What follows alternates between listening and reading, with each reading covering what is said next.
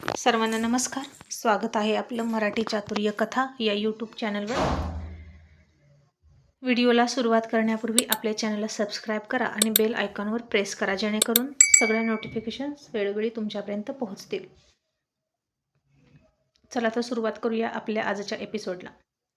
आता शशी चंद्राच्या तोंडात तोंड घालून तिच्या ओठांचं चुंबन घेत बसला होता आणि तीही डोळे बंद करून त्याच्यात हरवून गेली होती. आणि बाथरूममध्येच शशी तिच्या ओठातला मधुरस पीत बसला. त्यानं तिचे दोन्ही हात बाथरूमच्या भिंतीसोबत घट्ट पकडून ठेवले होते आणि तिच्या छातीवर त्याची छाती प्रेस करूनच तो आता तिचा किस घेत होता. दोघांच्याही शरीरात आग लागायला सुरुवात झाली आणि थंड वातावरणात सुद्धा पाण्यात आग लागल्यासारखं झालं होतं. तारुण्यानं रसरसलेली चंद्रा आणि तरणा बांड शशी दोघांचेही बरोबरीची टक्कर सुरू होती. त्यानं आता तिच्या दोन्ही हातांवरून त्याचे दोन्ही हात फिरवत फिरवत तिच्या खांद्यापर्यंत आणले. तशी चंद्राची छाती जोरजोरात भात्यासारखी खालीवर व्हायला लागली आणि तिच्या मांड्यांमध्ये सळसळ जाणवायला लागली आणि पुन्हा पोटात गोळा आला. आणि आता त्याच्या तोंडातून तिचं तोंड बाजूला निघतच नव्हतं आणि तिनं तोंड बाजूला घेतलं. त्याच्याकडे लाजून बघत हसायला लागली आणि शशीनं सुद्धा तोंडाचं रक्त पुसावं असं त्याचं उलटं मनगट त्याच्या ओठांवरून फिरवलं. सोबतच जीभसुद्धा ओठांवरून फिरवली आणि आता त्याला तिच्या ओठांचं वेड लागलं होतं आणि त्यानं पुन्हा तिच्या कमरेत हात घालून तिच्या नेऱ्या उचलून फेकून दिल्या आणि तिला जवळ खेचून घेऊन छातीला छाती धडकवली आणि पुन्हा आगीचे दोन गोळे एकमेकांना भिडत आहेत अशा प्रकारे ते दोघे एकमेकांना भिडले आणि प्रणयाचा अग्नी भडकला. शशी आता खाली बसला आणि तिच्या सडपातळ कमरेवरून आणि पोटावरून त्यानं आधी हात फिरवला आणि मग त्याचे ओठ फिरवू लागला. तसं तिच्या शरीरात असंख्य प्रणयाचे बाण टोचू लागले आणि तिने त्याचं तोंड तिच्या पोटावर दाबून घट्ट पकडलं आणि शशीनं आता एका हाताने तिच्या केसांची वेणी सोडली आणि तिला फिरवून समोर घेतली.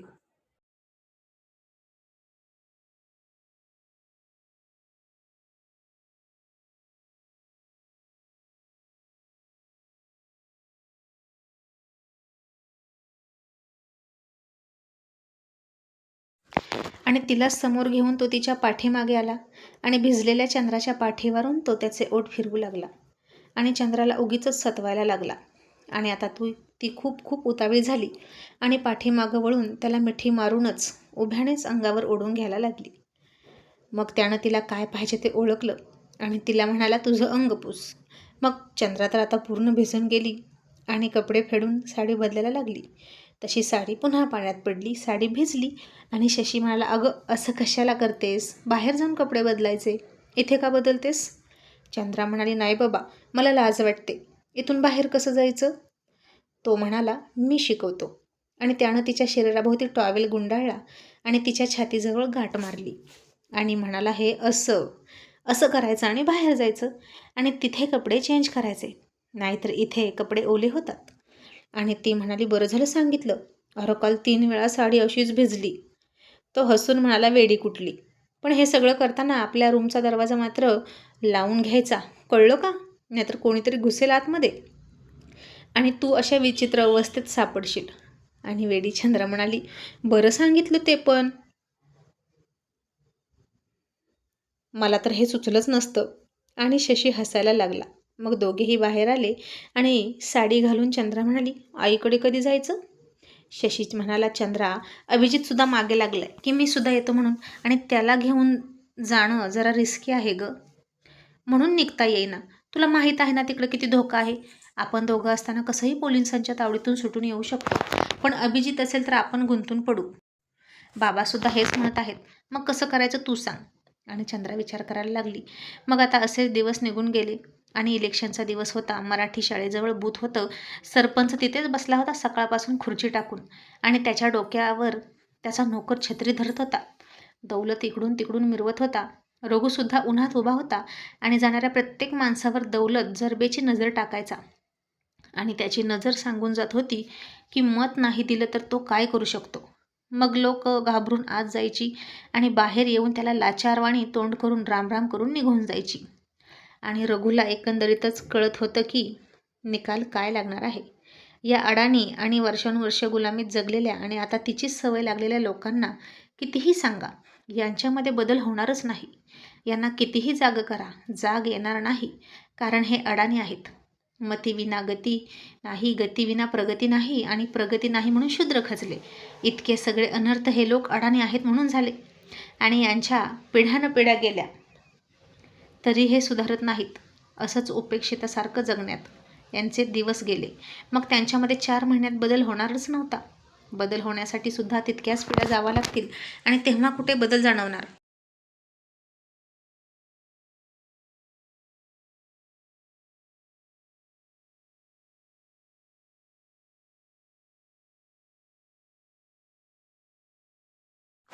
मग आता तिथं सुमनसुद्धा मतं द्यायला आली होती तिचं. आणि तिथेच कोपऱ्यात उभ्या असलेल्या रघूकडे तिनं बघितलं. रघूनं सुद्धा तिच्याकडे बघितलं, गालात थोडा हसला आणि सुमनने लाजून मान खाली घातली आणि आतमध्ये जाऊन तिनं तिचं मत रघूला दिलं. कोणी त्याला मत देऊ अगर न देऊ, पण मी कायम रघूच्या बाजून राहील असं ती मनात म्हणाली. मतदानाचा दिवस संपला. काही दिवसांनी निकाल लागला आणि ठरल्याप्रमाणे सरपंच जिंकले आणि गुलाल उधळला जात होता. दौलत तर खूपच मस्तीत येऊन नाचत होता.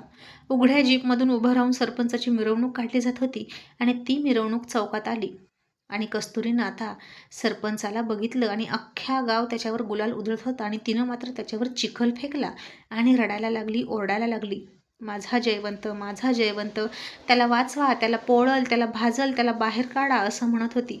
आणि हे बघून सुमनला फार वाईट वाटलं. रघूसुद्धा खूप उदास झाला होता. आता पुन्हा 5 वर्ष दौलत आणि सरपंच लोकांवर मिजाज करणार आणि या लोकांना कसं उठवावं हे त्याला कळेना.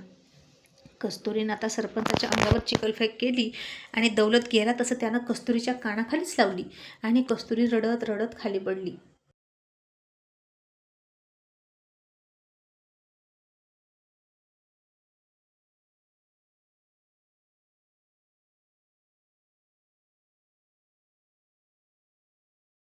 आणि दौलत म्हणाला, हरामजादी येडी कुठली, तिला जोरात लाथ घालणार असं म्हणून तशी सुमन पळतच गेली आणि म्हणाली, हे काय करताय तुम्ही, तिला मारू नका, तिला काय कळतंय. आणि दौलत म्हणाला, तू बाजूला हो, आता तिला जिवंत ठेवतच नाही. सुमन आता कस्तुरीच्या अंगावर पडली आणि तरीही दौलत सुमनलाच लाथ घालणार इतक्यात रघू आला आणि त्यानं दौलतचा पाय वरचेवर धरला आणि मागे फेकला आणि म्हणाला, बाई माणसावर हात पाय चालवायला तुला लाज वाटत नाही का, हिंमत असेल तर मर्दासोबत 2 हात कर. दौलतनं आता रघूकडे रागात बघितलं आणि म्हणाला, अजून पण तुझ्या अंगात रग शिल्लक आहेच का, तुझी मस्ती आणि माज अजून जिरला नाही ना. इलेक्शनमध्ये इतकं तुला धोबी पछाड केलं तरी सुद्धा तोंड उचलून बोलतोस. आणि रघू थोडंसं हसून म्हणाला, तुला काय वाटलं मी हरणार आहे हे मला माहीत नव्हतं का. मला माहीत होतं की मी हरणार आहे आणि मला माझीच माणसं हरवणार आहेत हेही माहीत होतं. कारण तुझं घाणेरडं राजकारण कुठल्या थराला जातं हे माहीत आहे आणि भोळी भाबडी जनता, गरीब लोक घाबरून तुलाच मत देणार. पण कसं आहे ना, कुठून ना कुठून तरी सुरुवात व्हायला हवी होती आणि तीच सुरुवात मी केली.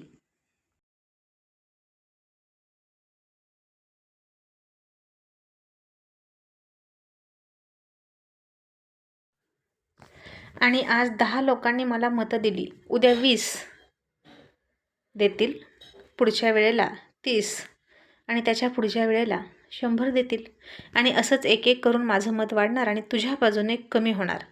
कुठून तरी शहाणपणा यायला सुरुवात झाली या माणसांमध्ये आणि हीच 10 माणसं उद्या 1000 जणांना शहाणं करतील आणि हाच माझा विजय आहे. आणि दौलत मस्तीत म्हणाला, अरे जा रे, विजय तर आम्ही साजरा करतोय, घे तू सुद्धा गुलाल लाव. असं म्हणून दौलतनं मुठभर गुलाल घेतला आणि रघूच्या सुद्धा तोंडावर फेकला आणि तिथेच बाजूला थुंकला आणि सुमनकडे खूप रागात बघून निघून गेला. मिरवणूक पुढे गेली. सुमनने कस्तुरीला उठवली आणि बसवली आणि वेडी कस्तुरी पुन्हा तिथून वेड्यासारखी बडबडत निघून गेली.